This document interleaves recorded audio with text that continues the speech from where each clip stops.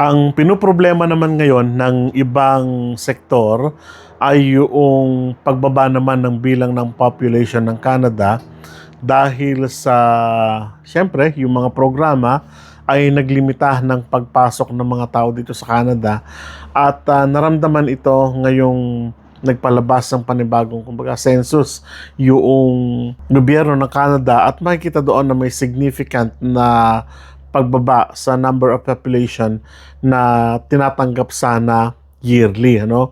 Kung makikita natin sa mga balita sa kasalukuyan, kung mababrowse kayo, ang sinasabi doon ay almost 0.1 o kaya naman almost 0% ang itinaas ng population ngayong taon dahil nga doon sa mga programa nga na siyempre, nagbigay daan upang nang sa ganon ay pigilan yung pagpasok ng mas maraming tao ngayon dito sa Canada, no? Sa kasalukuyan, ang population ng Canada ay umaabot ng 41 million. So, ganun lang siya kalit kung ikukumpara sa maraming population o maraming bilang ng tao sa buong daigdig, sa mga bansa sa buong daigdig, ano? At makikita natin doon yung kagustuhan ng gobyerno ng Canada na magkaroon ng mas marami pang bilang ng population sa kasalukuyan dahil nga po ang binabanggit natin ng mga nakararaang mga vlog natin ng population ng Canada ay matanda na. Ibig sabihin, mas marami yung mas matatanda na population kaysa sa mga bata at lalong-lalo na yung mga newborn kung tawagin natin, mga babies, no? Medyo kulang yung pagdami, pagsulpot ng mga bata, pagsilang, kumbaga, yung tinatawag nating population growth rate. Kung sa economics po pag-uusapan natin, ha. At makikita nyo doon na yung pag-usad ng population pataas ay napakabagal. So nangangahulugan ito na magkakaroon ng problema sa mga susunod na panahon dahil nga sino ang gagawa sa mga susunod na panahon kung hindi mag-i-invite ang gobyerno ng Canada from other countries na manirahan dito, kundi magkakaroon ng tinatawag nating decrease ng population. At nangyari na nga ito at nag-increase man ito pero very slight, very, kumbaga yung percentage ay umangat lang bahagya. So nandun pa rin siya sa bracket ng 0.0 sabi ng census ng Canada, no? So hindi ganoon siya karami. At sinasabi pa nga doon sa mga balita ngayon na ang Newfoundland, ang Ontario, ang Yukon, ang Quebec ay nagkaroon ng napaka significant, masyadong mababa yung pag-angat ng population na inaasahan na sila sana yung mas maraming population sa kasalukuyan pero yung pag-angat ay hindi ganoon kalaki. So, magbibigay ito sa mga susunod na panahon ng impact at sana positibo yung magiging impact nito, no? Pero hindi natin alam sa mga susunod na panahon kung ano mangyayari. So, inaasahan ng gobyerno na sila yung magdadala ng mas maraming invitation ng population sana pero hindi nangyari dahil almost negative yung kumbaga na i-present sa kanila at almost talagang negative yung population growth rate nila, yung tinatawag nating immigration, no? So, anong makikita natin doon? So, isa yung pag-uusap natin doon sa tinatawag nating population density. So, yung population density sana sa Ontario ay mas marami pero sabi nga, ayon sa mga ulat ngayon ay medyo bagsak siya. Hindi ganoon kataas yung paglago o pagtaas ng population ngayon ng mga sinabi nating mga provinces. Sa kabila naman, samantalang sa Alberta, Prince Edward Island, sa Northwest Territory at saka sa Nunavut ay tumaas naman yung bilang ng tao pero hindi pa rin ganoon kataas, no?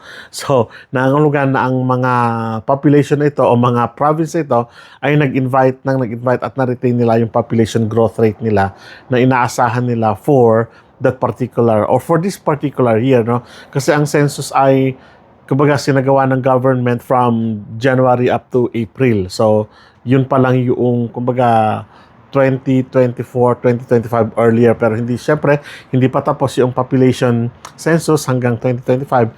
So makita natin na big change talaga ito sa pag-akyat, ano? At ano yung may pinakamalaking population na naapektuhan dito o malaking baklas kumbaga doon sa population? Unang-una yung tinatawag nating mga non-permanent people o yung mga status. Halimbawa, yung mga student at mga workers, mga nasa work permit yung kanilang mga status, ano? Sila yung mga pinakamalaki, yung talagang may umuwi, may nag-intermigration o kaya naman may nag-immigrate na sa ibang bansa, no, outside Canada. So ganun po ang ibig sabihin. So nangangahulugan na yung dalawang programa na yon ang talagang kung sila yung naghahakot ng mas maraming tao, population sa Canada sa kasalukuyan, sila naman ngayon yung talagang malaki yung kaltas o bawas at naapektuhan ngayon yung kabuuan ng population ng Canada na bumaba nga. So sabi natin, that student and work permit holder ay sila yung mas marami dito pero chop sila ng malaki ngayon dahil sa mga iba't ibang program. Alam niyo po yan, di ba? Matatandaan po natin, ano, nung mga nakaraan, meron lang po tayong 104,000 ng mga permanent residents na kumbaga tinanggap sa mga nakaraang buwan at hindi siya ganoon kalaki, hindi ganoon ka-significant yung contribution nito sa population growth rate sana ng Canada, bagkus ay talagang mababa pa rin, ano? At syempre, may pinakamalaki pa rin sa lahat ay ang probinsya ng Alberta na talagang tumanggap ng mas marami dahil sa iba't ibang program nila. And of course, yung mga nakararang taon po ito, no? And of course, yung programa nila na kumbaga nag-invite sila at talagang gumamit sila ng iba't ibang programa to invite people in big cities, areas ng Alberta para na sa ganun lumaki yung population nila para makatulong sa economy. Now, mayroong kung nakita natin yung hindi kagandahan nito na sinasabi natin in long term maaaring maapektuhan yung economy ng Canada dahil malaki nga yung population ng matatanda kumpara doon sa mga bata o sa mga bagong pinapanganak. So, may kagandahan naman ito. Siguro sa mga susunod na panahon, ipanalangin natin na yung effect nito sa kasalukuyan ay magdala sa mga mambatas dito sa Canada ng parliament para na sa ganon ay mabuksan yung iba't ibang programa para mag-invite pa sila ng mas maraming tao. No? Lalong-lalo na sa mga probinsya na binanggit na natin na talagang nag-decrease, Ontario, Quebec, sabi na natin. At hindi ko alam dito sa Saskatchewan kasi hindi naman binabanggit pa, pero I'll make a research on that po, ano? So titignan natin yan sa mga susunod na panahon. Pero ang alam natin ay lumalaki yung population ng Saskatchewan but not significantly. So sana sa mga susunod na panahon ay ito yung maging dahilan para na sa ganon ay kuha tayo ng mas maraming work permit na maging permanent resident. Padalangin natin yan, ano? Kumuha tayo ng mas maraming estudyante, kumuha tayo ng mas maraming, ipa-invite natin sa kanila yung families nila, family members, something like that. Para nang sa ganon ay pati kayo ay makasama sa mga susunod na panahon. Lalong-lalo na yung mga bagong nag-a-apply o naghahanap ng opportunity papunta dito sa Canada o kaya naman gusto maging permanent dito sa Canada, you can do it. Or para nang sa ganon, sa mga susunod na panahon ay makasama kayo sa listahan ng mga i-invite, di po ba? So, ganoon lang po yun. So, sana yung balita na ito sa kasalukuyan ay magdulot sa atin ng magandang, kumbaga, resulta sa mga susunod na panahon na tayo ay mag-uusap-usap, no? So, sana po ay nagkaroon kayo ng idea sa pag-uusap natin ngayon. So, muli maraming salamat at kita-kita po tayo sa mga susunod na vlog. Hanggang sa muli po, paalam.